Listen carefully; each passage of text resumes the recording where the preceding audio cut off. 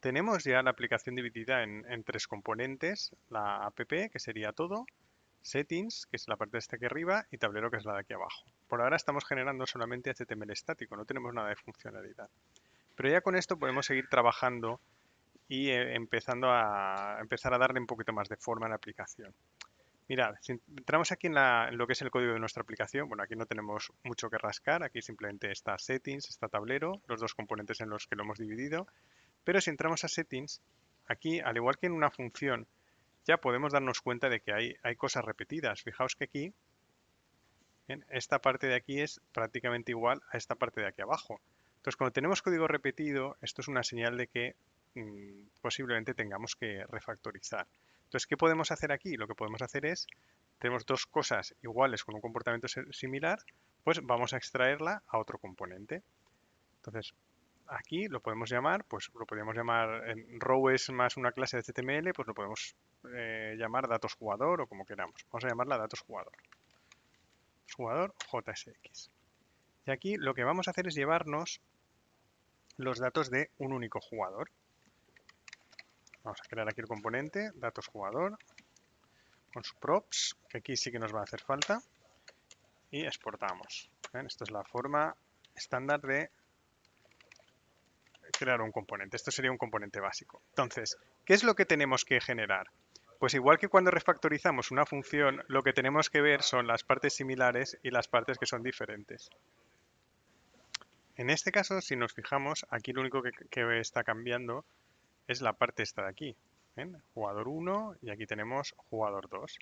Entonces, ¿qué es lo que hacemos en las partes que son diferentes cuando extraemos una función? Solo ponemos como parámetros. Los parámetros de nuestro componente van a estar en las propiedades. Entonces, aquí, ¿ven? Parámetro 1, parámetro 2, ¿ven? Esto va a venir de las props. Porque en función de lo que le pasemos en la prop, va a renderizar una cosa o va a renderizar otra. ¿Qué es lo que tenemos que renderizar? Lo que tenemos que renderizar es esto de aquí. Lo mismo, extraemos a un componente, esto es lo que tenemos que extraer.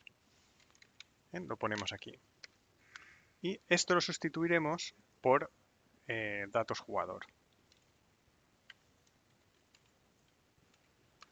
Datos jugador.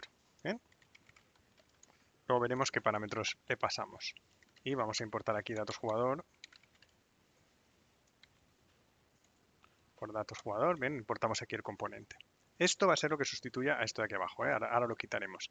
Entonces lo que tenemos que ver es qué es lo que necesitamos para poner jugador 1, jugador 2, carácter 1, carácter 2 y cambiar los IDs. Mirad, aquí creo que el ID está mal, pero bueno, vamos a cambiarlo. Lo que vamos a necesitar es el número de jugador. Entonces podemos pasarlo aquí como el número de jugador y en función del número cambiamos aquí los parámetros. ¿Esto qué será? Aquí será jugador num, carácter num y aquí lo que cambiaría también sería el ID. El ID lo mismo, yo puedo hacer aquí, pues vamos a utilizar aquí el template literal, jugador num y es igual a jugador num y esto lo tengo que poner entre llaves porque es código JavaScript.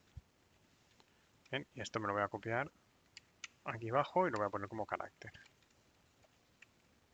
Carácter. Y aquí nada, simplemente voy a darle un poquito de formato porque se vea todo, me quepa todo en pantalla. ¿Bien?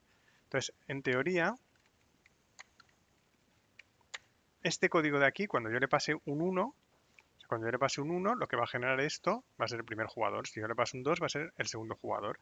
¿Cómo le paso los parámetros? Se lo paso aquí en las propiedades. Num igual 1. Y aquí esto sustituiría esta primera parte y aquí abajo sustituiría a la segunda parte. ¿Bien? Podemos borrar todo esto y fijaos cómo se ha simplificado lo que sería nuestros settings. Ahora tenemos un componente mucho más sencillo porque lo he extraído aquí en dos componentes iguales. Si ahora aquí probamos nuestra aplicación, recargamos, ¿veis? Exactamente, estamos generando exactamente lo mismo. Pero fijaos ahora que lo que ha cambiado es aquí, la estructura de componentes de nuestra aplicación. Ahora settings tiene a su vez dos componentes dentro, cada uno con los datos del jugador, que por ahora no hacen nada, pero que luego ya veremos cómo podemos hacer que sean dinámicos.